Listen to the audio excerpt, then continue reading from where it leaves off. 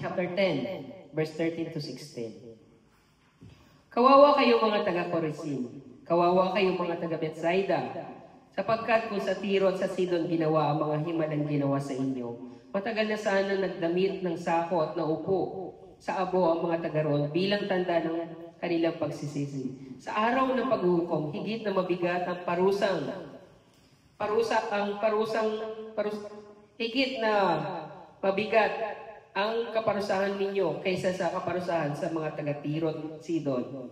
At kayong mga taga-Capernaum, maaaring itaas ninyo ang inyong sarili hanggang sa langit, ngunit ibabagsak kayo hanggang sa daigdig ng mga patay. Ang nakikinig sa inyo ay sa akin nakikinig. Ang nagtatakwil sa inyo ay nagtatakwil sa akin. At ang nagtatakwil sa akin ay nagtatakwil sa nagsugo sa akin. Amen. Batay po sa talata na binasa po natin sa aklat ng Lucas chapter 10, verse 13 to 16. Yung title natin ngayon ay Himala o Pagpapala. Amen? Hello? Hello? Okay. So November 2, ngayon. So, anong ina-expect ninyong magiging preaching? Horror! Araw ng mga patay. Di ba? Kanina, yung kay Jesus, di ba? Yung tinawag na multo.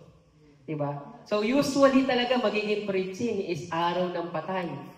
So, yan yung magiging tema ng mga preacher ngayon. Pero ngayon, dahil nga hindi sa kalooban natin, kundi sa kalooban ng Diyos, ang mensahe ng Panginoon ay iba. So, ang pahiwatig sa atin ng Panginoon, himala o pagpapala. So, sa atin, kung papipiliin kayo sa dalawa, ano ang pipiliin niyo? Himala o pagpapala? Pagpapala. Ikaw, Brother Vincent, pagpapala o himala? Both. Di ba? Ang himala ay isang bagay na alam natin na imposible. Pero, ito'y nagiging imposible. Kaya nga tinawag na himala. Di ba sa mga anak natin, tamad silang maghugas ng plato, tamad silang maglinis ng bahay, tapos sasabihin natin, naglinis sila, naghugas. Oh, himala. Himala, naghugas ka ngayon. Di ba? So, yun yung mga tinatawag natin na himala. Yung mga bagay na imposible ay nagiging posible. Kaya ano naman yung mga pagpapala?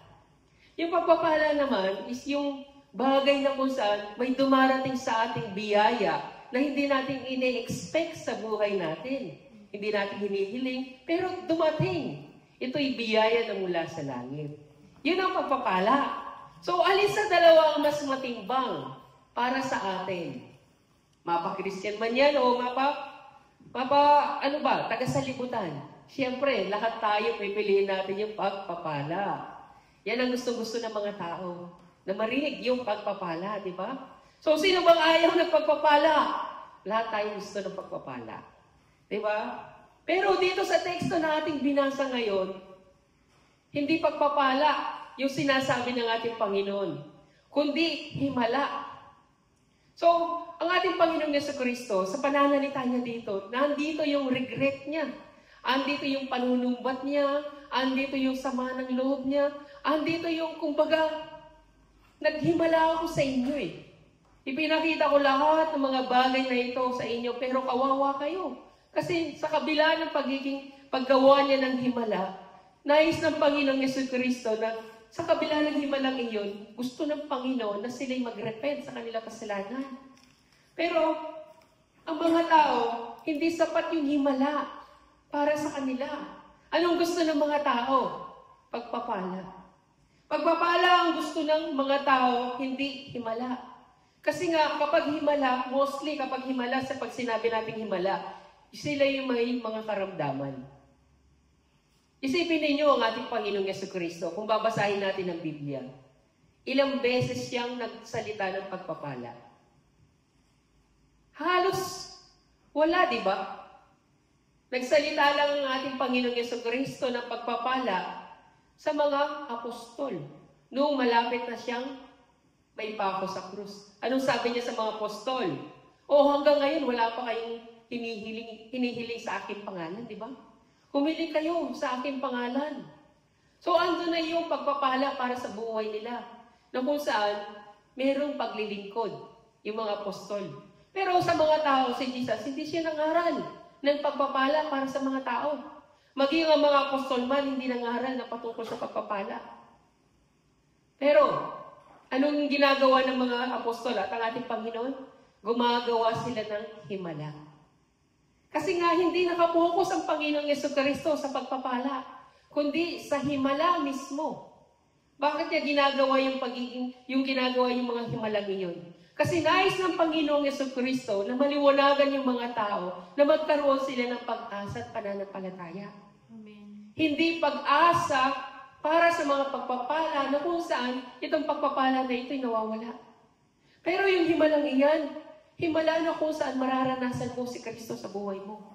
At yun ang sinasabi ng ating Panginoong Jesucristo, na kung saan kung kawawa kayo mga taga-Kursin, kawawa kayo ng mga taga-Bethsaida, sapagkat kung sa Tiro at sa Sidon, ginawa ang mga himalang ginawa sa inyo, matagal na sana nagdamit ng sako at naupo sa abo ang mga taga-roon bilang tanda ng kanilang pagsisisi. So yung himala para sa ating Panginoong Jesucristo ay nagtatranspose papuntang repentance. Ginagawa ng Panginoon yung himala para ikaw ay magsisi sa kasalanan. Hindi para ipakita yung mga bagay na kung saan, ayan, naghimala ang Panginoon. Hindi. Gusto ng Panginoon na mas malalim pa sa pangunawa na himala ang nais na ipabatid sa atin ng Panginoon, kundi yung repentance. Yung magsisi tayo. So, pagkatapos na balingan ng Panginoong Jesucristo itong mga tao na ito, binalingan naman niya yung mga apostol. Kayo naman. Sinabi niya, ang nakikinig sa inyo ay sa akin nakikinig. Ang nagtatakwil sa inyo ay nagtatakwil sa akin. At ang nagtatakwil sa akin ay nagtatakwil sa nagsugo sa akin. So pagkatapos niyang balingan niya itong mga tao na ito na ayaw manampalataya at ayaw mag-repent dahil sa mga himala, binalingan naman niya itong mga apostol. Bakit? Dahil sila yung magpapatuloy sa gawain ng ating Panginoon sa paggawa ng mga himala. So, magaganap yung himala sa kalagitnaan ng pangangaral ng mga apostol. So, kaya nga dito sa loob ng simbahan, magaganap yung himala sa buhay ninyo. Nakadepende kung paano ninyo i-accept yung magandang balita. Kaya nga ang Panginoong Jesucristo, binalingan niya yung mga apostol. Ngayon, habang nangangaral kayo ng magandang balita, naghahangad naman ng mga pagpapala itong mga tao, naghahangad naman sila ng mga himala, nakadepende pa rin yan. Kung yung mga tao na ito, i-accept nila yung salita ng Diyos, kung hindi nila tatanggapin yung salita ng Diyos na ipinapahayag ninyo, hindi na rin nila ako paniniwalain. At kung hindi nila na-accept, hindi nila paniniwalaan na nagsugo sa akin. So nakadepende sa pakikinig ninyo, sa pag-accept ninyo ng magandang balita ngayong oras na ito, magaganap yung himala at yung pagpapala sa buhay ninyo. Paano kung hindi nyo tatanggapin ang salita ng Diyos ngayon? Paano magaganap yung himala? Paano magaganap yung pagpapala sa buhay ninyo kung hindi ninyo i-accept yung magandang balita? Kasi nais ng Panginoon, maranasan nyo muna yung salita ng Diyos bago dumating yung himala, bago dumating yung pagpapala sa buhay ng isang tao. Hindi muna magaganap yung himala, hindi muna magaganap yung pagpapala, bagkus dapat pakinggan mo muna yung salita ng Diyos, bagkus dapat tanggapin mo muna ang salita ng Diyos, bagkus dapat i-absorb mo muna ang salita ng Diyos, bagkus dapat mag-repent ka muna bago pumasok yung himala at pagpapala. Pero para sa tao, hindi muna ang salita. Pagpapala muna, himala muna, bago yung pag-accept mo sa salita ng Diyos. Ganun tayo, di ba? So, lahat tayo is naghahangad ng himala, lahat tayo is naghahangad ng pagpapala. Pero alam niyo ba kung bakit? Magkaiba po yung himala. Magkaiba rin yung pagpapala. Para sa Panginoon, magkaiba yung dalawang iyan. Pero kung iisipin natin, iisa lang yung meaning, di ba? Yung pagpapala at saka meaning, pwede natin pag-isahin yan. Pero para sa Panginoon ay magkaiba. Magkaiba ang meaning yan. Dahil alam niyo po, as a Christian, bago nating makamtan yung pagpapala, marami tayong pagdadaanan. Bago natin makamtan yung pagpapala, sobrang hirap ng mga pagsubok na darating sa buhay natin. Kaya nga yung mga tao, as a Christian, hinahangad nila yung pagpapala. Pero alam niyo po ba, yung bunga ng paghahangad ng isang tao sa pagpapala, alam niyo po bang may ibubunga niya sa isang tao? Mapa-Christian man yan o mga tao sa salibutan? Una sa lahat, dahil sa paghahangad natin ng pagpapala. Kung tayo man ay pinagpapala, una sa lahat, nagiging mayabang tayo. Nagiging mataas tayo. Nagiging sobrang bilib tayo sa sarili natin. Kapag meron tayong maraming biyaya sa buhay natin. Diba? Ang dali nating magyabang sa harapan ng mga tao. Maaring tapakan natin yung mga ibang tao dahil sa mga biyayang na ating natatanggap na meron tayo. Maaring tayong magmalaki dahil sa mga pagpapala sa buhay natin. Ano pa? Dahil nandun yung pagkainggit natin sa sobra natin paghahangad na magkaroon ng pagpapala. Naiinggit tayo, nakikita natin yung ibang tao, kino-compare natin yung buhay natin sa buhay ng ibang tao. Yun yung pagpapala, yung paghahangad ng tao dahil sa pagpapala. Kung minsan naman nagkakaroon tayo ng doubted sa Diyos. Dahil sila mismo pinagpapala, bakit ikaw na naglilingkod sa Diyos ay walang pagpapala. Yung minsan naman, nagkakaroon tayo ng regret, nagkakaroon tayo ng panunumbat sa Diyos. Lord, kailan mo ako pagpapalain? Buong buhay ko naglingkod naman ako sa iyo. Ba't di mo ako pinagpapala? Ang daming dahilan, ang daming mga ibinubunga na paghahangad natin ng pagpapala. Kung minsan naman, lumalayo tayo sa pananampalataya. Dahil sa sobrang pagpapala na iyan, sa sobrang nawiwili na tayo sa kayamanan ng mundong ito, iniisip natin yan ay galing na sa Diyos. Pero hindi pala, naliligaw na tayo ng demonyo dahil lamang sa mga biyaya na iyan. So nalalayo tayo sa pananampalataya, kung minsan naman panlalamig sa pag-ibig natin sa Diyos. Dahil magpahanggang ngayon, yung panalangin mo, wala pa rin katugunan ng Diyos. Himuhiling tayo ng pagpapala para sa ating Diyos, pero hindi binibigay ni Lord. Kaya, yung result, nanlalamig na yung pag-ibig natin sa ating Diyos. Kung minsan naman, tinatamad na tayong magsimba. Kasi nga, wala na tayong napapala, wala na tayong nare-receive na biyaya buhat sa ating Diyos. Kung minsan naman, nawawala na tayo ng gana magbasa ng Bible. Nawawala na tayo ng gana na manalangin, mamuhay pang-espiritual. Alam niyo kung bakit? Dahil kung wala ang pagpapala sa isang tao, para bang wala rin siyang gana sa lahat ng bagay. Ganyan ang ibinubunga ng paghahangad natin sa pagpapala sa buhay natin. Ang daming ibinubunga. Ang daming ibinubunga ng paghahangad ng tao sa mga pagpapala. Pero sabi niya nga, yung mga masasamang dulot na yan, although na iniisip natin kapag sinabing pagpapala is magandang pakinggan, di ba? Ang gandang pakinggan pag once na sinabi yung pagpapala, pero meron siyang disadvantage. Ang dami ng disadvantage na kung saan ibinubunga sa isang tao dahil sa sobrang paghahangad ng pagpapala. Kaya nga ating Panginoong Jesucristo, hindi siya nangaral ng pagpapala, kundi pananampalataya. Amen. Gumawa siya ng mga himala sa mga tao na sa gayon magkaroon ng pananampalataya ang mga tao. Hindi siya gumawa ng mga pagpapala para manampalataya ang mga tao sa biyaya. Pero ang mga tao, naniniwala sila sa biyaya mismo. Hindi sa ating Panginoong Jesucristo. Kaya nga marami sa atin namumuhay sa sariling kakayahan. Namumuhay sila nakasabay ang paglilingkod sa Diyos, paglilingkod sa kayamanan. Kasi nga hindi nila kayang isuko yung paghahangad nila sa mga pagpapala sa mundo ito. Pero kung ikaw ay ganap na binago ng Panginoon, alam mo kung anong bagay na mas mahalaga para sa iyo. Yun yung buhay na walang hanggan. Yun yung ikaw ay manampalataya sa ating Panginoong Jesucristo.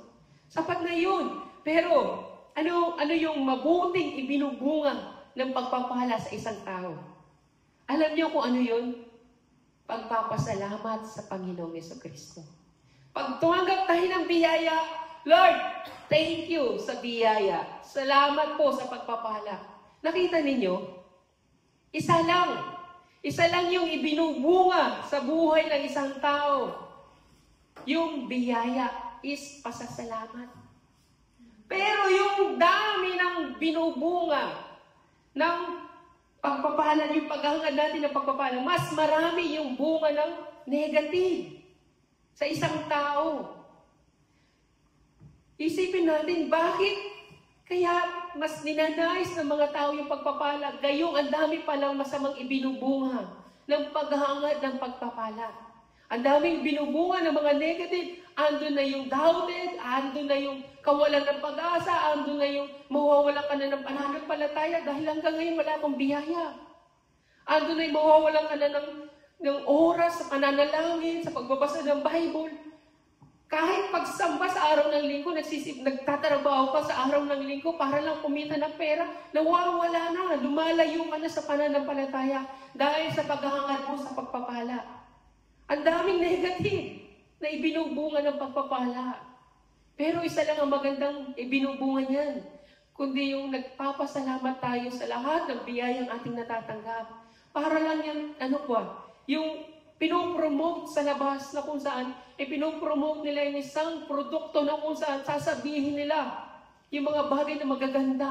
Pero sa kabila ng magagandang bagay na iyon sa isang produkto, andun yung mga negative. Ganon din ang pagpapala para sa atin.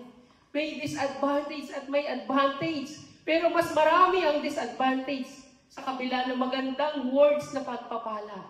Kaya nga si Lord, hindi niya pinromote yung pagpapala. Dahil sinabi niya, darating ang panahon, lahat ng bagay sa mundong ito, itong buong mundong ito ay mawawasak. Para saan ang pagpapala kung ang mga bagay sa mundong ito ay mawawalan ng kabuluhan sa huling araw? Kung ang pagpapala magbibigay sa atin ng buhay na walang hanggan, napakahalaga ng pagpapala. Pero kung ang pagpapalang ito ay pansamantala lang sa mundong ito, ito'y wala rin kabuluhan. Katulad ni Haring Solomon, napakayaman niya. Lahat ng bagay sinabi niya, lahat ng bagay na nakamtan niya, lahat ng ito is walang kabuluhan. Darating ang panahon na ang isang tao ay mamamatay. Lahat ng kanyang ari-arian ay iiwan niyang lahat. Kaya nga nasabi niya na ang pagpapala ay walang kabuluhan pa rin naman.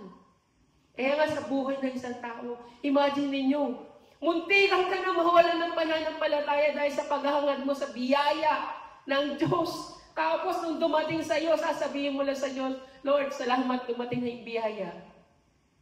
Diba? Ang dami mong dinaanang mga bagay na kung saan muntikan ka na mawalan ng pananampalataya dahil sa doubted mo. Dahil nag-doubt ka na wala bang tugon ang Panginoon. Tapos nung dumating, Lord, thank you. Ganun lang.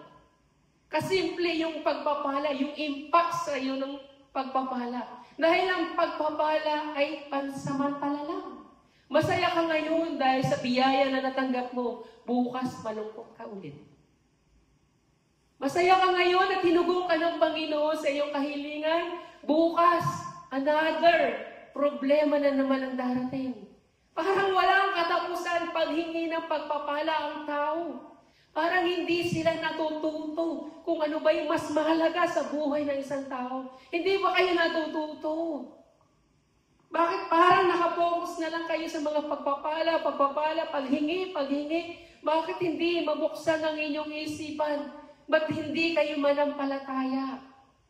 Bakit hindi ninyo i-transpose yung pagpapala nilang papunta sa himala nang sa gayon mag-repent kayo sa inyong mga kasalanan? Pero nakapokus lang tayo doon sa side na kung saan pagpapala. Kasi ang gusto ng Panginoong Jesucristo, kaya nga sinabi niya, kawawa kayong mga taga-kursin. Yung himalang ginawa niya, yung mga pagpapahala na iyon, yung pagpapakain niya, lahat ng yun is pagpapahala na rin may tuturing. Pero gusto ni Lord, yung pagpapala is may transpose, papuntang repentance. Kaya nga nagre-regret ang Panginoon. Nagre-regret siya dahil hindi natin naiintindihan kung bakit tayo pinagpapala ni Lord. Ang iniisip lang natin, pinagpapala tayo kasi nga naglilingkod tayo. Pinagpapala tayo kasi nga banal tayo. Pinagpapala tayo kasi nga sumusunod tayo sa kalooban ni Lord. Hindi. Hindi yun ang nais ng Panginoon. Pinagpapala ka ni Lord kasi nga gusto ni Lord na mas maunawaan mo mabuti kung bakit kanya pinagpapala. Nais ni Lord na makita mo na may Diyos. Once na nakita mo na may Diyos sa buhay mo, kapag nakalapit ka nga sa presence ni Lord, mararamdaman mo na ikaw isang makasalanan. Amen. Yun yung nais ni Lord sa buhay mo. Hindi yung lumalayo ka dahil lamang sa mga pagpapala niyan. Madaming lumayo na mananampalataya dahil sa pagpapala. Madaming nag-backslide na mga mananampalataya dahil malaki yung ine-expect nila sa Diyos. Kapag pumasok ka as a Christian, sigurado, tutugunin ka ni Lord sa lahat ng mga kahilingan mo. Pero hindi ganun ang ginawa ni Lord. Kung ganun ang ginawa ni Lord, lahat ng Kristiyano is mayaman na. Pero bakit ang lahat, halos ng mga Kristiyano ay punong-puno ng mga problema, punong-puno sila ng kahirapan, punong-puno sila ng stress? Hindi dahil pinapabayaan sila ni Lord, kundi pinaparanas sa kanila ni Lord, ano bang mas mahalaga? Yan ang natural. Yan ang katotohanan sa pagsunod sa akin. Daranas ka ng hirap, daranas ka ng punong-puno ng pagsubok. Dahil yung mga bagay na iyan, yan ang magpapatatag sa iyong pananampalataya. Amen. Hindi yan dahilan para ikaw ay lumayo sa Panginoon. Hindi yan dahilan para isipin mo pinaparusahan ka ng Diyos. Dahilan yan para ikaw ay mas lalong lumapit sa ating Diyos. Dahilan para ikaw ay mag-repent sa iyong mga kasalanan. Amen. Kaya huwag kang tumingin lang sa pagpapala. Tignan mo rin kung bakit ka pinagpapala ng Diyos. Nais ni Lord na maalala mo na may Diyos sa buhay mo. Amen. Si Lord lang nagbibigay ng pagpapala sa atin. Hindi tayo yung magtatrabaho para sa pagpapala. Si Lord ang magpuprovide sa atin yan. Huwag mong isipin ang biyaya. Magtrabaho ka sa ating Panginoon. Nais ni Lord na mas maunawaan natin yan. Para bang tayo yung mga bata. Katulad tayo ng mga bata na naghahangad ng pagpapala. Alam niyo yung mga bata kapag inutusan ng magulang, bumili ka ng ganito. Ayaw bumili ng anak. Pero kapag sinabi ng magulang mo, sige, bili ka dun sa iyo ng sukli. Sigurado matutuwa yung anak. Kahit anong iutos mo kasi sa kanya, susunod siya. Ganun tayo. Hindi ko kina-question yung pagpapala ni Lord. Pero isipin natin mabuti. Yan ba'y ganap na pagpapalang nais ibigay sa atin ni Lord? Ang ibig ko sabihin, yung pagpapala ba niyan na nararanasan natin ngayon, yan ba yung pagpapala na katulad ng sinasabi ni Lord na tunay na pagpapala, ito yung buhay na walang hanggan. Ang pagpapalang nais na ibigay sa atin ni Lord ay buhay na walang hanggan doon sa langit. Hindi dito sa lupa. Itong biyaya na ito na ating natatanggap, bonus na lang yan ni Lord sa buhay mo. Bonus na lang, isipin mo, thank you Lord. Salamat sa pabonus na binigay mo sa akin. Kung wala man, maraming salamat pa rin dahil nabubuhay pa rin ako magpahanggang ngayon. Ang nais ng ating Panginoon is maglingkod tayo sa Kanya. Baka naman po mga kapatid, yung pagpapala na sinasabi sa atin ng ating Diyos is nami-misunderstanding natin. Yung kahulugan ng pagpapala na yan. Alam niyo kung bakit? Ano ba yung ganap na pagpapala ng nais ng ating Panginoon sa atin? Sabi niya sa Lucas, chapter 12, verse 31. Sabi niya, subalit, pagsikapan muna ng higit sa lahat na kayo'y pagharian ng Diyos at ibibigay niya sa inyo ang lahat ng inyong mga pangangailangan. Malinaw, di ba? Malinaw na sinabi ng ating Panginoon, kinakailangan mo ng pagsumikapin. Amen. Gaano kahirap yung pagsumikapin? Ibig sabihin, magpursige ka muna. Magpursige ka muna na dapat pagharian ka ng Diyos. Amen. Bago mo makamtan yung biyaya. So si Lord hindi nakapokus. Hindi niya priority yung biyaya. Ang priority niya, ikaw ay pagharian ng Diyos sa buhay mo muna. Pero tayo, ang priority natin, pagpapalang mo na Lord. bago ako maglilingkod sa iyo. Kaya nga yung mga tao dito, yung sa New Testament, humihingi sila ng himala muna bago sila sumampalataya kay Jesus. Pero para kay Lord, dapat ang munang pagharian. Anong ibig sabihin ng pagharian? Maraming ibig sabihin yan. Andun na yung repentance, andun na yung kinakailangan ka mapuspos lagi ng Holy Spirit, andun na yung dapat namumuhay ka na may kabanalan. Lahat ng yun, dapat gawin mo. Ibig sabihin ng paghahari, ipinapailalim mo na yung buong buhay mo sa Panginoon. Pero mahirap, di ba? Katulad nga lang isang bata, di ba? Hindi ka mauutusan ng magulang kung wala yung biyaya. Di ba? Sa buhay natin na sa Kristyan, tinanggap natin si Kristo. Hindi pagpapala ang ibinibigay sa atin ni Lord. Kundi maraming mga pagsubok nang sa gayon, lubusan tayong masala sa ganap na pananampalataya. Hindi para maging masaya tayo, magpakalagalag tayo sa mga bagay sa salibutan. Dahil ang ating Panginoong Jesucristo hindi promoted ng pagkakasala, kundi pagpapakabanalang nais ng Panginoon para sa atin. Gusto ni Lord na mamuhay tayo na may kabanalan. So, sa buhay natin, matutupad man, ano ba yung nais natin sa buhay natin? Isipin natin, paano ba tayo pag-aharian ng Diyos? So, sa buhay natin, ito ba'y kinakailangan matupad ba yung pangarap natin?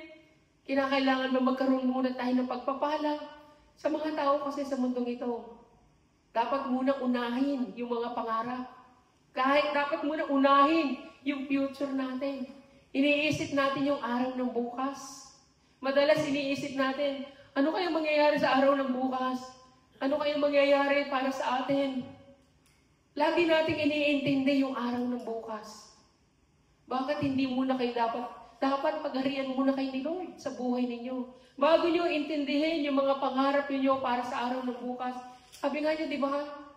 Huwag mong isipin ang araw ng bukas. Hayaan mo yung araw ng bukas. Siyang bahala sa kanya. Pero tayo, mas iniintindi natin yung araw ng bukas, anong mangyayari para sa mga hinaharap, sa mga anak ko, sa lahat-lahat, ang dami natin iniintindi. Paano tayo magkakaroon ng pagpapala sa buhay natin kung inuunahan na natin ng Panginoon sa buhay natin? Tayo na mismo ay nagpaplano kung anong mangyayari para sa araw ng bukas. Hindi natin alam kung sa araw ng bukas patay na tayo, buhay pa tayo. Kaya huwag tayo magpaplano para sa araw ng bukas. Magtiwala kayo sa ating Panginoong Jesucristo. Ipagkatiwala niyo lahat ng mga alalahanin niyo sa buhay ninyo.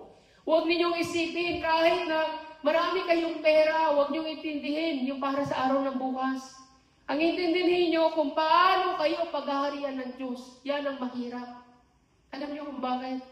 Dahil kinakailangan nating mag-focus sa Panginoon. Kinakailangan nating isuko lahat sa Panginoon. Kinakailangan nating maging humble sa harapan ng ating Panginoon. Ganun kahirap yung pagkahari ng Diyos sa atin. Kinakailangan nating isuko ang lahat. Kaya nga mga kapatid, andyan yung Panginoon sa tabi mo. Nandyan lang sa tabi mo ang Panginoong Jesucristo. Naghihintay lang na sabihin mo, Lord, gamitin mo ako. Lord, gamitin mo ako para sa karangalan mo. Gamitin mo ako para sa pagpupuri sa iyo. Gamitin mo ako, Lord. Hinihintay ka lang ng Panginoon na sabihin mo, Lord, gamitin mo ako. Nang sa gayon maghari na sa iyong buhay ang ating Panginoong Jesucristo. Pero bakit hindi niyo sinasabi yung ganun, gamitin mo ako, Lord. Use me, Lord, use me. Kasi nga, abala tayo sa mga suliranin natin sa buhay. Hindi na tayo napupuspos ng Holy Spirit. Hindi na natin naiisip mamuhay pang espiritual. Wala na tayong gana. Iisipin mo ba natin sabihin sa Diyos na gamitin mo ko? Kung gayong tayo mismo nanghihina na sa pananampalataya. Paano pa maghahari sa inyo ang Diyos? Paano pa paghaharian kayo ng Diyos sa buhay ninyo? Paano ibibigay ng Panginoon yung pagpapala kung hindi kayo pinaghaharian ng Diyos?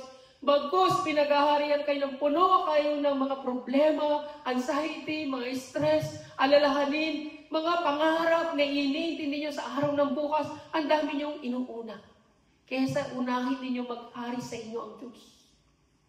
Di ba binigay na yung kasagutan para tayo pagpalain ng Diyos, unahin mo muna ako. Yun yung pagpapala para sa Panginoon. Kasi para kay Lord, ang priority niya, magkaroon ka ng buhay na walang hanggan. Sa atin, priority natin na magkaroon tayo ng magandang bahay, magkaroon tayo ng magandang sasakyan, magkaroon tayo ng maraming ipon na pera. Yun ang priority natin. Pero para sa Panginoon, ang priority niya, sumunod ka sa akin. Paghaharian kita at ibibigay ko sa iyo ang buhay na walang hanggan. Yan ang para sa Panginoon. Paano ba tayo hihiling sa Panginoon? Tandaan ninyo, yung kahilingan ni Solomon. Di ba si Solomon humingi ng kahilingan? Kung tayo bibigyan ng pagkakataon humiling, ano yung hihilingin ninyo sa buhay ninyo? Kasi ang utos ni Lord, bago kita pagpalain, kinakailangan pagharian ka muna. Dapat unahin mo muna ako. Kaya nga si Solomon, binigyan ng pagkakataon. Solomon, anong kahilingan mo? Kung bibigyan ka ng pagkakataon humiling, ano ang kahilingan mo? Sabi ng Diyos sa kanya, sa unang hari, chapter 3, verse 9. Ang sabi niya, Lord, bigyan po ninyo ako. Bigyan po ninyo ako ng karunungang kailangan ko sa pamamahala at kakayahang kumilala na mabuti sa masama. Anong ibig sabihin ni Haring Solomon?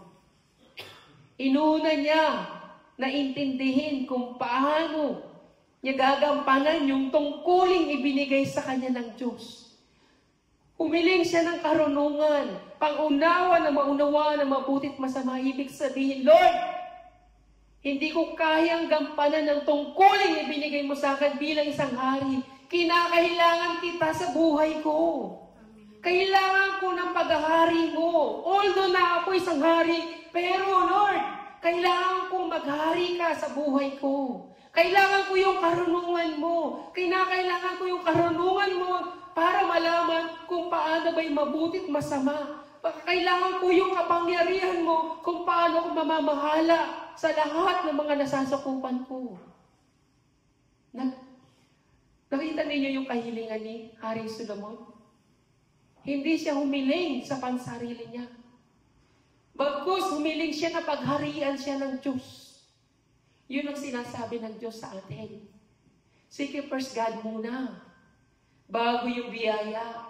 Kaya nga, anong sagot ng Diyos sa kanya? Sa chapter 3, verse 11 to 13, ang sabi niya, at sinabi sa kanya, dahil hindi ka humiling para sa iyong sarili ng mahabang buhay o kayamanan o kamatayan ng inyong mga kaaway, kundi hiniling mo yung karunungang kumilala ng mabuti at masama. Ibibigay ko sa iyo ang hinihiling mo. Bibigyan kita ng karunungan ng walang kabantay, maging sa mga nauna o sa mga susunod pa sa iyo.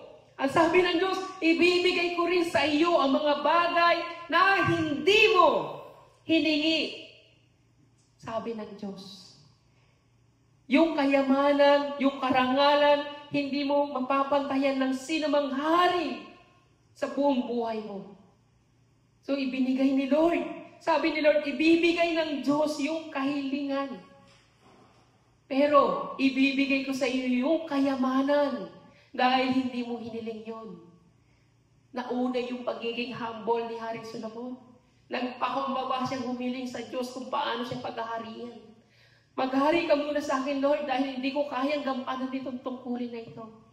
Si Lord, din nag-provide. Ibinigay ng Diyos yung hiniling ni Solomon, pero higit sa inaasahang pagpapala na inaasahan ni Haring Solomon. Ang Diyos yung nagbigay sa kanya ng pagpapala. Ito'y kusang ibinigay ng Diyos dahil sa pagiging humble ni Solomon sa kanyang kahilingan. Ang hindi niya ito hiningi, hindi niya ito hiniling.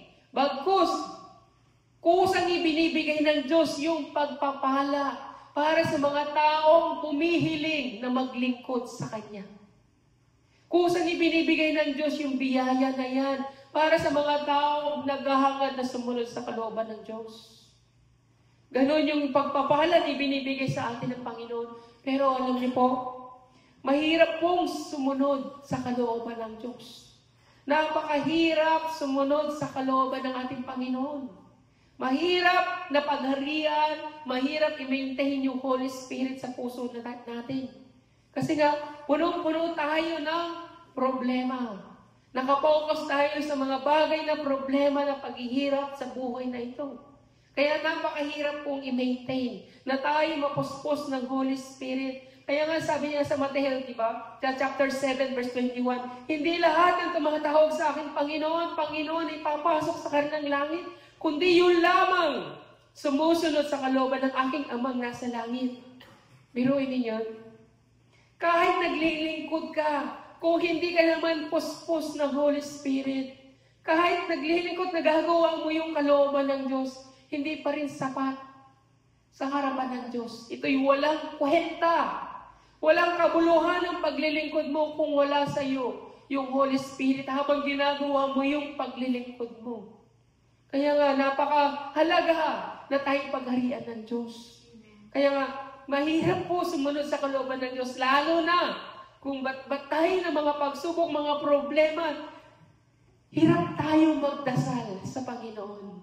Nahihirapan tayo magdasal, pero tuloy lang po mga kapatid. Huwag kayong sumuko dahil nandyan ang Diyos para sa atin.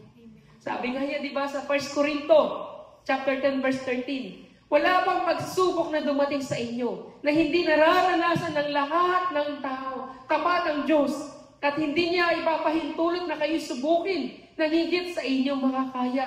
Sa halip pagdating ng pagsubok, bibigyan kayo ng Panginoon ng lakas upang mapagtagumpayan iyon.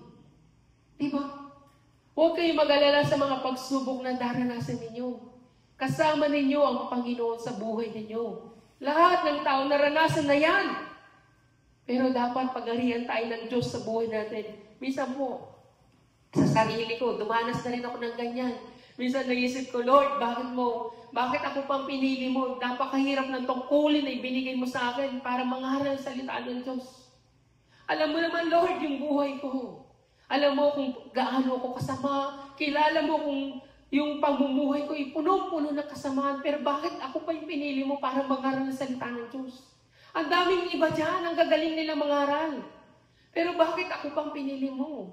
Sa kabila nun, kahit na punong-puno ka ng mga problema sa buhay, kinakailangan ko pa rin i-maintain na dapat ka mapuspos ng Holy Spirit. Kasi ikaw yung binigyan ng Panginoon ng posisyon mangaral ng salita ng Diyos. Bawal kang, kahit na punong-puno ka ng problema, kahit punong-puno ka ng mga pagsubok, kinakailangan i-maintain mo yung paghahari ng Diyos sa puso mo. Amen. Kinakailangan, nandyan pa rin yung Holy Spirit, hindi pa rin nawawala yung kalakasan na iyan. Kahit ang dami mong problema sa buhay mo, Lord, kinakailangan mo kong puspusin. Dahil hindi ko kayang gawin mag-isa ito. Kailangan ko yung kalakasan buhat sa iyo. Kinakailangan. Kaya nga sabi ko kay Lord, Lord, pwede bang maging miyembro na lang ako ng simbahan? Hindi na ako yung tagapangaral. Kasi kapag miyembro ka, Lord, alam mo, gigising ako sa umaga na wala akong inaalala patungkol sa preaching. Hindi ko iisipin niya, Lord, kung ano bang gagawin ko. Basta nandun ako magsisimba ako. Hindi ko rin naisipin na kung saan kung ayaw kong magsimba, okay lang, wala akong iniintindi, wala akong inaalala, okay lang ba Lord, maging miyembro na lang ako. Ganon yung pumapasok sa isipan kasi kung yung paglilingkod lang po mga kapatid, paglilingkod sa ministry dito, sa ministry na to, madali lang aralin. Adaling aralin ng pagiging worship leader, adaling aralin ng pagdadrum, adaling aralin yung pagigitara, pero hindi po pinag-aaralan ng preaching. Kinakailangan doon mapuspos ka ng Holy Spirit.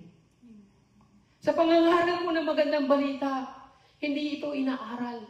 Hindi ka tulad ng nasa music ministry. Pwede ka mag-search sa YouTube kung ano kakantahin mo. Pwede ka mag-search ng kung ano-ano. Pero sa pagpipreaching mo, hindi mo kinakailangan mag-search.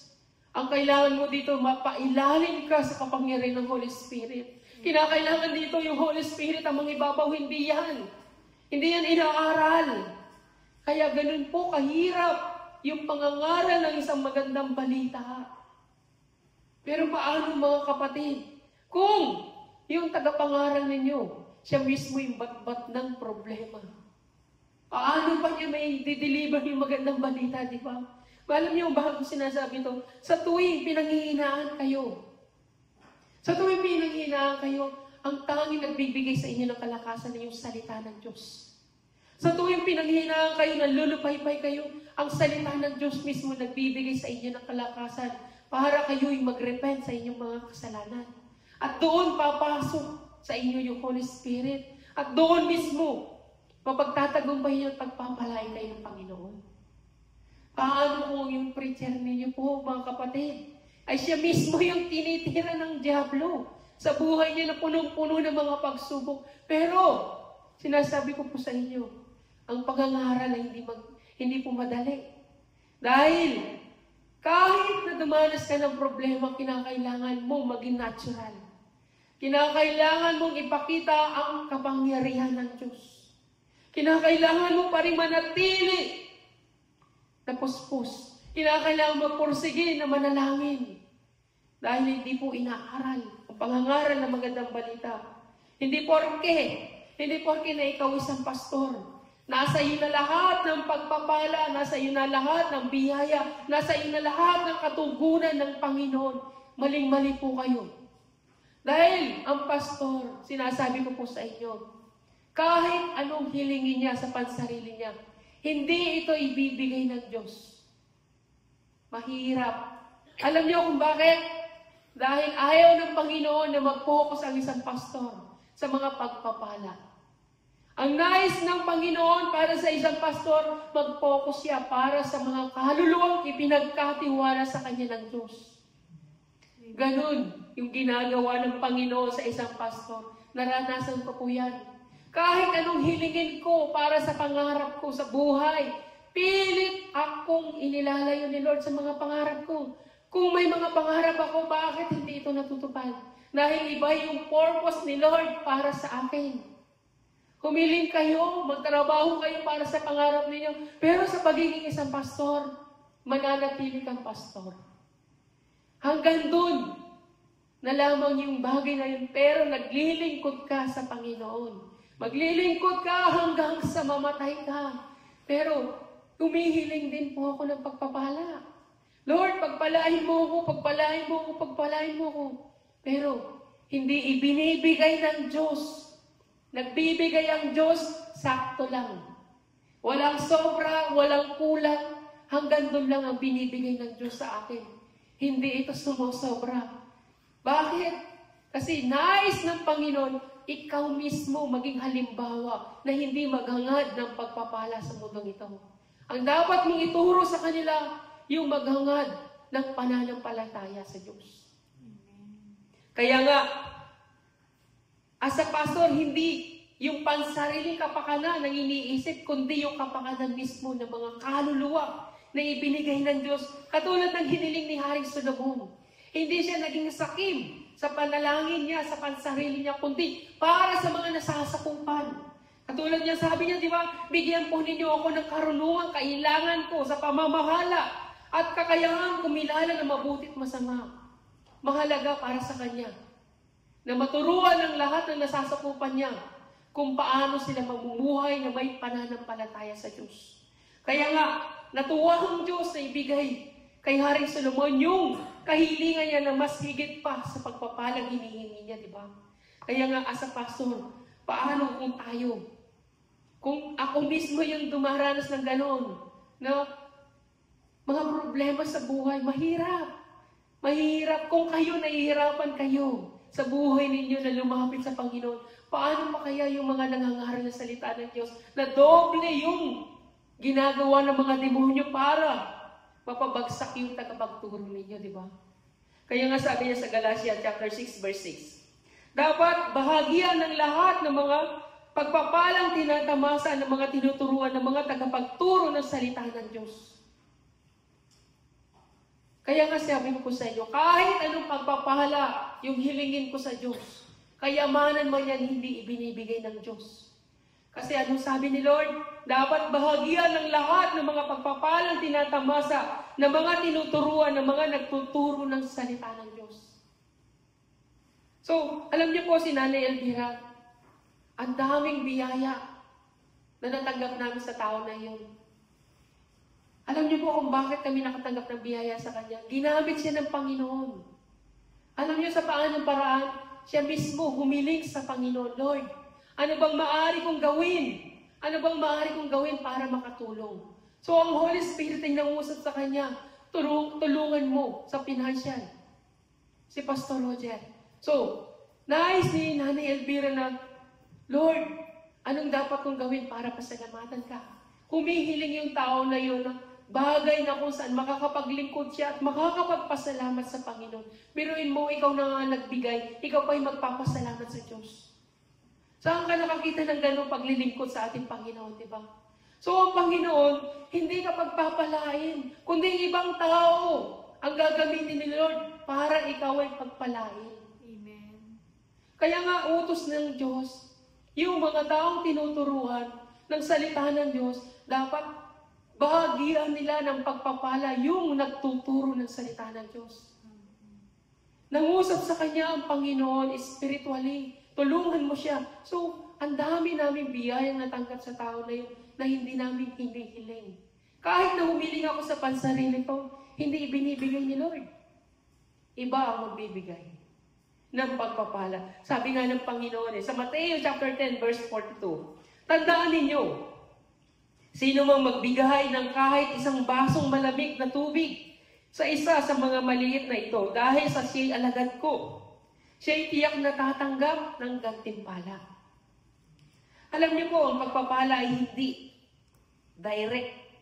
Hindi po direct na binibigay, kundi mula sa ibang tao. Ibang tao yung gagamitin ng ating Panginoon para nang sa gayon. Kayo mismo, sabi nga ng Panginoon, magtanim ka nang ikaw ay umani. Amen. Magtanim ka nang ikaw ay umani. Amen. Gusto nating umaani pero ayaw nating magtanim. So sabi sa Gawa chapter 20 verse 35, sa lahat ng pagkakataon, ipinakita ko sa inyo sa pamagitan ng ganitong pagtatrabaho.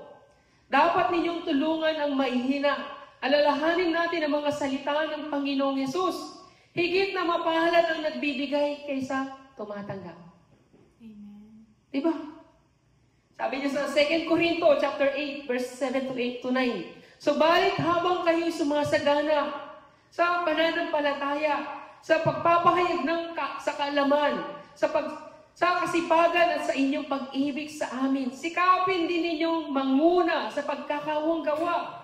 Hindi sa inuutusan ko kayong, sinasabi ko lamang sa inyo ang ginagawang pagtulong ng iba upang masubok ang katapatan ng inyong pag-ibig. Hindi kaila sa inyo ang kagandahang loob ng ating Panginoong Jesucristo. Kahit na mayaman, naging mahirap siya upang mapayaman kayo sa pamagitan ng kanyang pagiging mahirap. Diba? Ang Panginoong Jesucristo ay naging mahirap nang sa gayon tayo mismo ay maging mayaman. Sa paanong paraan? Sa mga pagpapalang ating natatanggap. Pinagyaman tayo ng ating Panginoon. Kahit na mayaman siya, tayo mismo yung naging mayaman. Naging mayaman ka sa lahat. So mga kapatid, pero bakit hindi natin magawang tumulong sa ating kapwa? Bakit hindi natin maisip? Dahil hindi po natin hinihiling yan. Hindi natin desire na tumulong sa ating kapwa. Yan, kung bakit, sabi nga ng Biblia, upang masubok ang katapatan ng inyong pag-ibig. Alam niyo po kung bakit hindi natin hinihiling na tumulong tayo sa ating kapwa o magkaroon tayo ng desire. Alam niyo kung bakit? Dahil maging tayo man po ay bat-bat ng kahirapan. Bakit ko iintindihin ang problema ng ibang tao? Gayong ako mismo ay punong-puno ng problema. Punong-puno ako ng mga pagsubok, malaking mga problema. Minsan, naisip niyo na po ba, mga kapatid, uy, si pastor, ano kaya ang ulam nun? Baka wala ng ulam yung tao na yun. Naisip niyo po ba na may bigas pa kaya si pastor? Baka wala na rin kinakain na bigas yung tao na yun. Baka puro itlog na lang kinakain. Naisip niyo po ba yung mga bagay na kung saan nagsahod kayo? Uy, nagsahod ako ngayon. Mamili ako kahit konti. Pag-grocery ko muna si pastor, baka makatulong ito sa buhay niya. Nang sa gayon, hindi na siya problema para mag-focus na lang siya sa pananalangin. Kasi ang sabi ng Biblia, bahagian naman natin ang tagapagturo ng pagpapalang ating natatanggap. Sabi nga ng Biblia, di ba? Si Jesus ay naging mahirap nang sa gayon kayo ay maging mayaman.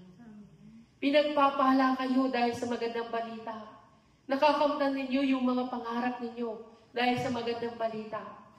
Pero, hindi natin naiisip na ang ating Panginoong Jesucristo ay naghihirap. Kaya nga sabi ng Panginoong Jesucristo sa huling araw, sasabihin niya sa mga nasa kaliwa, nung ako ay naghihirap, hindi mo ko pinainom.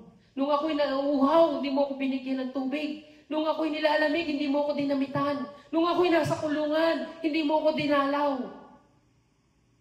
Diba? Kasi nga, walang pagtulong. Wala yung desire natin sa pagtulong. Kasi maging tayo man, naghahangad ng pagpapala. Naghahangad tayo ng biyaya. Naghahangad tayo na umani sa harapan ng Diyos. Pero hindi tayo nagtatanim. Nakapokus lang tayo sa pagpapala. Nais natin ma-resolve lahat ng mga problema natin sa buhay. Ang dami natin problema, financially, mga utang, family, lahat ng yan problema natin. Pero, isipin ninyo kailan ba kayo nagtanim? Isipin ninyo kailan nyo naisip na tumulong. Hindi pa tayo tumutulong. Pero naghahangad na tayo ng pagpapala sa ating Diyos. Lord, pagpalain mo kami, pagpalain mo kami. Kaya nga yung pagpapala sa buhay natin. Walang resolve yung mga problema sa buhay natin. Hindi kasi tayo pinaghaharian ng Diyos. Kung pinaghaharian tayo ng Diyos, uunahin ng Diyos na kayo'y pagpalain niya. Kaya nga sabi sa Lucas 16, verse 9, at nagpatuloy si Jesus sa pagsasalita, kaya't sinasabi ko sa inyo, gamitin ninyo ang kayamanan ng mundong ito sa paggawa ng mabuti sa inyong mga kapwa upang kung maubos na, iyon ay tatanggap naman tayo ng tahanang walang hanggan. Amen. Diba? Paubusan ng kayamanan ito. As a Christian, paubusan ng kayamanan. Hindi paramihan ng kayamanan. Paubusan ng kayamanan. Kung maubos na daw ito, tatanggap tayo ng tahanan. Saan? Doon sa karen ng langit. Hindi sa sariling pagnanais yung kayamanan, kundi ginagamit sa ating kapwa para nang sa gayon magkaroon tayo ng tahanan doon sa langit. Yan ang sinasabi ng Panginoon na mag-impok ka ng kayamanan doon sa langit.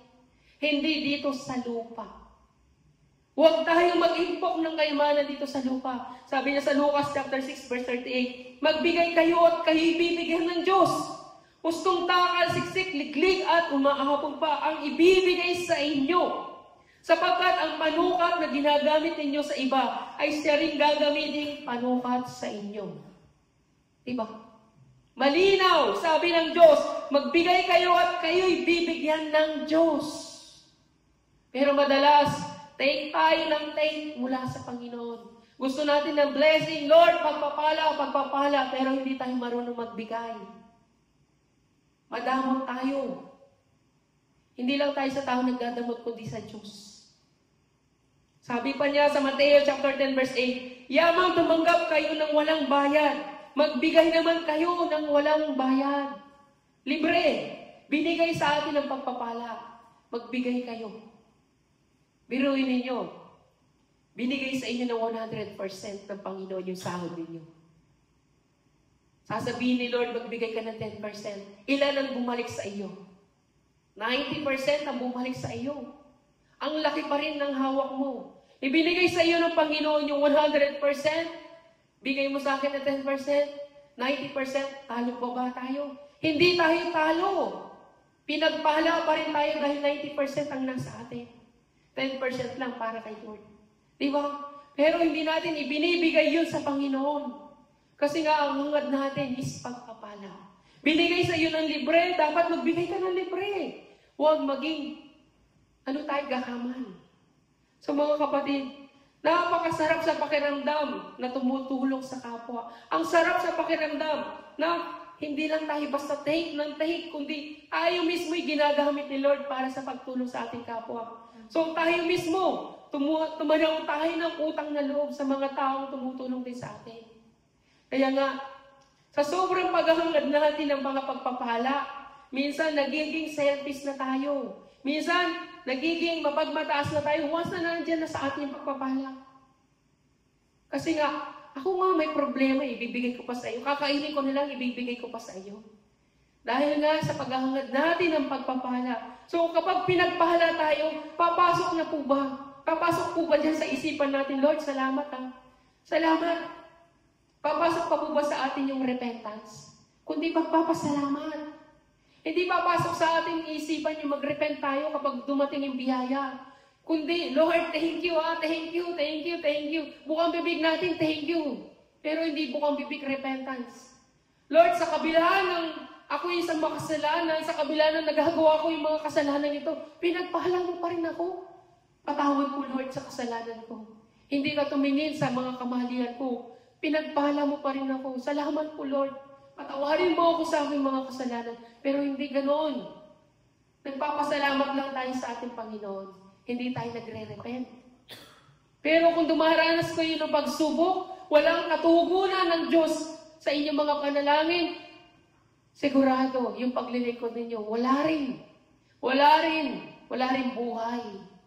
Dahil, hindi nyo magagawa yung mga paglilingkod ninyo kung wala ang pagpapala. Nais natin ang pagpapala. Kaya nga magkaiba yung biyaya sa himala. At yung pagpapala na yan, yung hinahangad ng marami sa mga tao. Naghahangad sila ng mga pagpapala, biyaya. Nais nila manatili sa pagpapala. Na alam niyo po yung kalinghagan ng ating Panginoon sa Mateo chapter 13 verse 1 to 9. Yung ano ba tawag doon? Yung binhing na naglag sa batuhan. Yung binhing na naglag sa gilid. Yung binhing na naglag sa matinik. At yung binhing na naglag doon sa matabang lupa. So lahat tayo, ninanais natin na mahulog tayo doon sa matabang lupa. Alam niyo kung bakit? Dahil sinabi ng Panginoon, doon sa matabang lupa, once na nahulog ka doon, ikaw ay mamumunga ng 100, mamumunga ng 60, mamumuhay ng 30.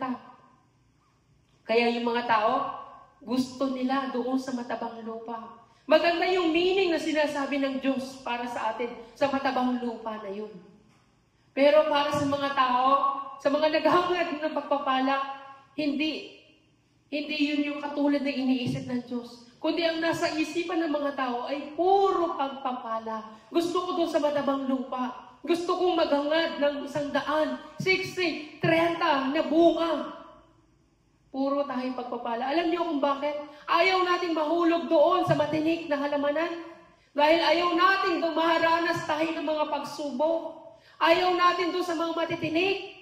Punong-puno ng tinik yung buhay natin. Gusto natin doon sa matabang lupa. Ayaw natin doon sa mabatuhan. Kasi doon maraming mga pagsubok sa buhay. Anong gusto natin? Doon mismo. Sa matabang lupa na kung saan pinagpala ka ng Diyos. Pero para sa Diyos, yun ba'y ganap na pagpapala na ninanais ng Diyos para sa atin na bunga? Hindi.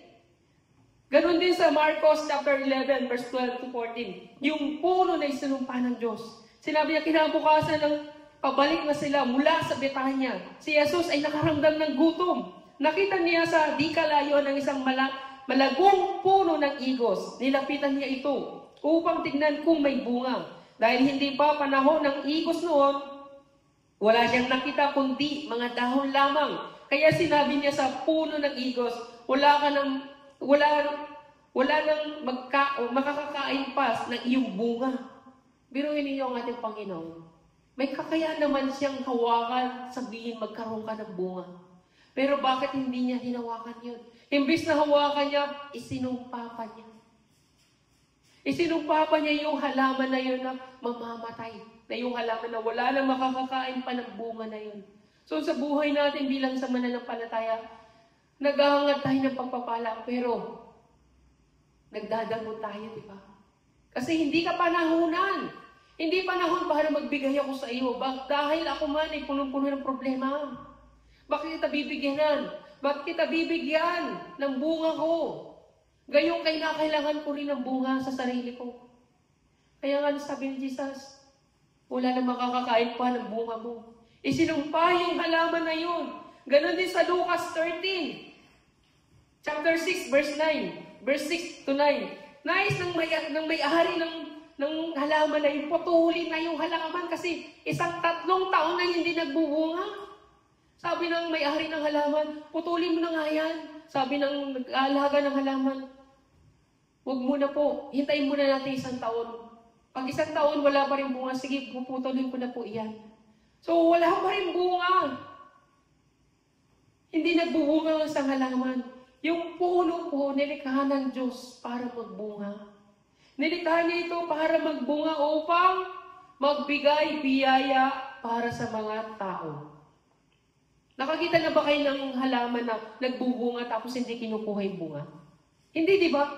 Kapag yung bunga, yung halaman na yan nagbubunga, sigurado maubos yan. Dahil pakinabang yan, biyaya yan para sa mga tao. Pero para sa pansarili natin, mga kapatid, katulad tayo ng isang halaman, ayaw nating magbigay, kaya walang bungang inilalabas. Hindi tayo naglalabas ng bunga. Although na ang halaman ay nagbubunga, pero bakit hindi ka nagbubunga? Kasi ayaw mo magbunga. Kasi ayaw mo magbahagi ng biyaya. Ang halaman ay nilikha ng Diyos para magbigay ng biyaya para sa mga tao. Biyaya ay yun.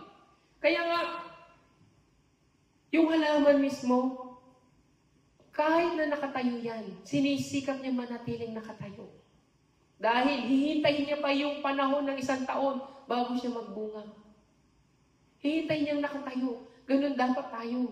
Ano man ang mga problema dumarating sa atin, mga bagyo man yan, manatili lang kayong nakatayo. Hintayin niyo magbunga kayo. Ibigay sa inyo ng Panginoon yung bunga na yan. Pero dapat, yung pagpapala na yan ay hindi niyo sarilihin. Hindi maaari yung halaman is mamunga tapos walang kukuha. Ito'y mabubulok lang. Malalaglag sa lupa yung mga bunga. Ibig sabihin, useless lang yung pagpapala. Useless lang yung biyaya kung pansarili mo lamang. Alam niyo po, yung biyaya na natanggap ni Pedro, hindi yun biyaya sa isipan niya, kundi yun himala. Na nag-transpose papuntang repentance. Yun ay saklat ng Lucas chapter 5, verse 1 to 11. So, nung ang ating Panginoong Jesucristo, tinawag niya itong mga apostol na ito. Sabi niya, wala ba kayo nahuli? Wala po, magdamag na kami ng uhuli. Sabi niya, ihagis niyo diyan sa kalwa. Sige, dahil sa sinabi mo, Guro, ihagis ko. Pagkahagis niya, pagkahila niya na lambat, punong-puno na ng isda. So, nung pagkahila niya, anong sabi ni Pedro kay Jesus Christ sa verse 8? Ang sabi niya, nang makita yun ni si Simon Pedro, siya'y lumuhod sa harapan ni Jesus at sinabi, layuan po ninyo ako, Panginoon, sapagkat ako'y isang makasalanan. So, yung bagay na ginawa ng Panginoon, nang iisipin natin, biyaya yun, ang daming isda. Ang daming isda ni binigay ng Panginoong Jesucristo kay Simon, kay Santiago, sa mga kapatid niya. Nakahuli sila ng maraming isda, ito'y biyaya. Pero, kay Pedro, hindi ito isang biyaya, kundi ito isang himala, na kung saan, sa pamagitan ng himalang yon, nakita niya yung sarili niya na siya'y isang makasalanan. Yun yung sinasabi ng Panginoong Jesucristo, na kung saan, yung himala ay dapat mag-transpose papuntang repentance. Pag naghimala ang Panginoon sa buhay mo, mararamdaman mo na ikaw ay isang makasalanan. Pero kapag ikaw ay pinagpala, anong mararamdaman mo lang? Masaya ka lang. Thank you, Lord. Thank you, Lord. Next time ulit, pagpalain mo po kami. Yung biyaya natanggap nila para kay Pedro, hindi yung biyaya kundi himala. Himala na kung saan nagdulot ito ng pagsisisi. Nag-repent. Lord, lumayo ka sa akin. Ako isang makasalanan. Na-realize niya na siya isang makasalanan. Every time na maghihimala sa iyo si Lord, maiisip mo ba na ikaw isang makasalanan? Every time na iligtas ka ng Diyos sa bingit ng kamatayan, naisip mo ba na ikaw mag-repent? Every time na tinugong ka ni Lord sa iyong kahilingan, sa iyong mga problema, nilutas niya yung problema mo sa loob ng tahanan, naisip mo ba na ikaw isang makasalanan? Madalas iniisip natin dahil pinagpapala tayo kasi nga naglilingkod tayo kay Lord. Dapat ang isipin natin, tuwing tayo pinagpapala, isipin natin hindi dahil sa paglilingkod, kundi dahil tayo makasalanan pa rin naman. Pinagpapala tayo ni Lord. Kasi nga, yan ay bonus sa atin dahil sa paglilingkod natin sa ating Panginoon. Kung babasahin natin ang Bible, si Jesus ay hindi nagpahayag ng pagpapala para sa mga tao, kundi pinaparealize niya sa mga tao yung kasalanan nila. So sa pamagitan ng mga himala, pagpapalayas ng mga demonyo, doon mismo nare-realize nila yung kasalanan nila. Kaya nga, sa Mateo chapter 11 verse 20, pagkatapos sinumbatan ni Jesus sa mga bayang nakasaksi ng maraming himala, ginawa niya roon, sapagkat hindi sila nagsisi tumalikod sa kanilang mga kasalanan. Nakita na ninyo, di ba? Yung kahulugan at yung layunin ng himala ay ginagawa ng Diyos, nais niya na tayo magsisi tumalikod sa kasalanan. So yun yung layunin niya. Kaya huwag ang pagpapala ang naisin natin, kundi yung buhay na walang hanggan yung naisin natin sa buhay natin, mga kapatid. Sabi nga sa 1 chapter 6 verse 26 to 29, sumagot si Jesus, pakatandaan ninyo, hinahanap ninyo ako, hindi dahil sa mga himalang nakita ninyo, kundi dahil nakakain kayo ng tinapay at nabusog. Huwag ang pagkain nasisira ang inyong pagsikapang kamtan, kundi yung pagkain hindi nasisira at nagbibigay ng buhay na walang hanggan. Yan ang ibibigay sa inyo ng anak ng tao sapagkat siya ang nagbibigay, siya ay binigyan ng Diyos ng Ama ng ganitong karapatan, kaya't siya'y tinanong nila, ano po ang dapat namin gawin upang matupad ang ipinapagawa ng Diyos? Ito ang pinapagawa sa inyo ng Diyos. Sumampalataya kayo sa sinugo niya, tugon ni Jesus. Ano pong himala ang may papakita ninyo upang sumampalataya kami sa iyo? Ano po ang inyong gagawin? Sa kabila nun, himala pa rin. Himala pa rin ang hinahanap ng mga tao. Diba? Ang nais ng Panginoon is manampalataya ka lang. Sumampalataya ka sa nag-iisang anak ng Diyos na si Jesucristo. Kung paano si Kristo'y namatay, ngunit muling nabuhay. Maging tayo man ay bibigyan ng buhay na walang hanggan ng ating Panginoon. Kung tayo sasampalataya sa nag-iisang Diyos. Sapagkat ang ating Panginoong Jesucristo ay naparito upang tubusin tayo sa ating mga kasalanan. Tinubos tayo sa lahat ng pagkakasalang ito. Binigyan tayo ng panibagong buhay sa pamagitan ng dugo at laman niya. Tayong lahat ay pinatawad na sa ating mga kasalanan. Ito isang himala na may papakita ng Diyos para sa atin. Himala na tayo pinatawad. Dahil sa kabila na tayo isang makasalanan, himala na tayo pinatawad.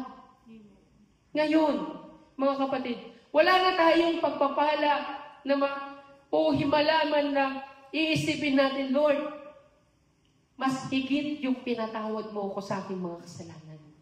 Mas higit yung naranasan ko sa buhay ko, na ako'y pinatawad mo na sa aking mga kasalanan. Higit pa sa pagpapala, higit pa sa himala. Yung himala na alam ko, yung ikaw ay namatay at muling nabuhay. Amen. Katibayan na ako'y pinatawad mo na sa lahat ng aking mga kasalanan. Kaya mga kapatid, sa buhay natin, kung tayo man ay dumaranas ng matindi mga pagsubok, unahin muna natin si Lord sa buhay natin. Unahin muna natin na tayo pagsikapin ng Diyos, pagharian ng Diyos sa buhay natin. Dahil kung pagpapala lang hinahangad natin, hindi ito ibibigay ng Diyos sa buhay natin. Kinakailangan muna natin pagharian tayo ng Holy Spirit. Sa pamagitan ng pagrepent, pagsisisi sa lahat ng ating mga kasalanan, ang Holy Spirit ay isa sa atin. Nang sa gayon, bigyan ka ng kaliwanagan sa iyong isipan. O anong gagawin mo? Anong next na gagawin mo? Ang Holy Spirit na ang gagabay sa iyo. Ang Holy Spirit na magsasabi sa iyo kung ano ang next mong gagawin sa buhay mo. Dahil sa buhay natin, hindi natin kayang resolbahin lahat ng mga problema natin. Kundi tanging ang Diyos lamang ang makakapagbigay ng solusyon sa mga problema natin. Kaya nga, tanging magagawa natin ay sumampalataya tayo sa ating Panginoong Jesucristo. Hindi himala, hindi pagpapala, kundi pananampalataya sa ating Panginoong Jesucristo. Tayong lahat ay manalangin na.